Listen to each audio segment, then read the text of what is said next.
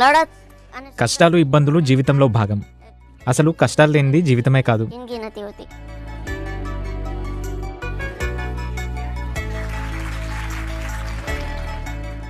મારું નામ ડોક્ટર ગણેશ દેવબેન. నా పేరు గణేష్ బరియా. నా ఎత్తు 3 అడుగులు, బరువు 20 కిలోలు. నేను ఎంబీబీఎస్ పూర్తి చేసి ప్రస్తుతం భావనగర్ సివిల్ హాస్పిటల్లో మెడికల్ ఆఫీసర్గా ప్రాక్టీస్ చేస్తున్నాను. મેડિકલ ઓફિસર તરીકે ફરજ બજાવું છું.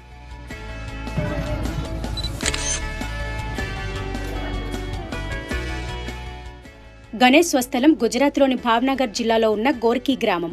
હું પ્રાથમિક શાળામાં ભણતો ત્યારે నేను ప్రైమరీ స్కూల్లో చదువుతున్నప్పుడు సర్కస్ వాళ్ళు మా నాన్న దగ్గరికి వచ్చి 5 లక్షలు ఇస్తాం, మీ అబ్బాయిని మాకు ఇచ్చేయండి అని అడిగారు. మా నాన్న అందుకు ఒప్పుకోలేదు.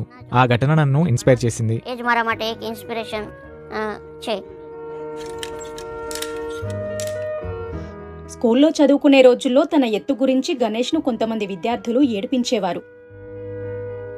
5 કિલોમીટર નિશાળ ગામથી ప్రైమరీ స్కూల్ మా గ్రామానికి 5 కిలోమీటర్ల దూరంలో ఉండేది. మొదటి తరగతిలో చేర్చాను. దూరం వల్ల కొన్నిసార్లు అలసిపోయేవాడు. నా భుజాలపై కొంతసేపు మోసేవాడిని. మొదటి తరగతి నుంచి 5వ తరగతి వరకు నేనే చదువు చెప్పాను. 5મા ધોરણ સુધી ભણાવ્યો. నేను గణేష్ను ప్రతి క్లాస్కు తీసుకెళ్లి చూపిస్తూ ఈ పిల్లవాడు 9వ తరగతి అడ్మిషన్ కోసం వచ్చాడని చెప్పాను. ఇంత చిన్నపిల్లాడు 9వ తరగతి ఎలా చదువుతాడని వారంతా ఆశ్చర్యపోయారు.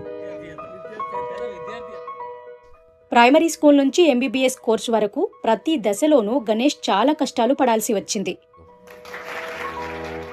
12th science ఇంటర్ తర్వాత నీట్ ఎగ్జామ్ క్లియర్ చేశాక ఎంబీబీఎస్ అడ్మిషన్ కోసం ప్రయత్నించాను.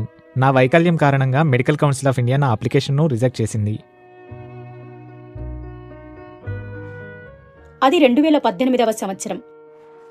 એ સમયે હું ખૂબ అప్పుడు నేను చాలా నిరాశపడ్డాను. કિરણ દેખાયું નહીં. గణేష్కు ఎంబీబీఎస్ అడ్మిషన్ పై ఉపాధ్యాయులు దల్పత్ భాయ్, రజవంత్ భాయ్లు హైకోర్టుకు వెళ్లారు. కానీ గణేష్ కేసు ఓడిపోయారు. ખૂબ જ નિરાશ થયો અને హైకోర్టులో కేసు ఓడిపోయినప్పుడు చాలా నిరాశ చెందాను. ముందుకెళ్లే దారి కనిపించలేదు. తర్వాత ఏం జరుగుతుందో తెలీదు. డాక్టర్ కావాలని నా కలగానే మిగిలిపోతుందని చాలా నిరాశ చెందాను. ડોક્ટર બનવાનું સપનું હતું એ અધૂરું રહી જશે.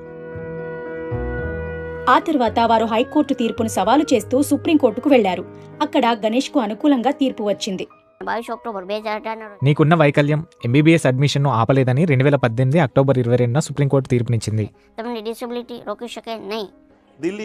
అప్పుడు లాయర్ లోపల నుంచి బయటకు వచ్చి మనం కేసు గెలిచామని చెప్పారు. అది విని నేను దాదాపు గంటన్నర సేపు సుప్రీంకోర్టులోనే ఏడ్చాను. తాను ఎంబీబీఎస్ అడ్మిషన్ పొందిన భావ్నగర్ గవర్నమెంట్ మెడికల్ కాలేజీలోనే ప్రస్తుతం గణేష్ మెడికల్ ఆఫీసర్గా పనిచేస్తున్నారు. સટી જનરલ હોસ્પિટલમાં MBBS మొదట్లో నేను హాస్పిటల్కి వెళ్ళినప్పుడు రోగులు నన్ను చూసి ఆశ్చర్యపోయేవారు. ఆ తర్వాత వారు క్రమంగా కోఆపరేట్ చేయడం మొదలైంది. నేను చిన్నపిల్లలతో చక్కగా మాట్లాడేందుకు నా ఎత్తు కలిసి వచ్చింది. ఇతర డాక్టర్లతో చెప్పలేనివి కూడా నాతో చెప్పేవారు. అదే నాకు ప్లస్ పాయింట్ అయింది. కష్టాలు లేని జీవితం అసలు జీవితమే కాదు. మీరు మీ లక్ష్యం కోసం ముందుకు సాగాలి. చాలాసార్లు నేను ఓడిపోయానని నాకు అనిపించేది. కానీ లక్ష్యం దిశగా ముందుకు సాగడమే జీవితం. લક્ષ્ય તરફ આપણે જે આગળ વધવું અને કંઈક પ્રાપ્ત કરવું એ જ આપણો જીવનનો ધ્યેય રાખીએ.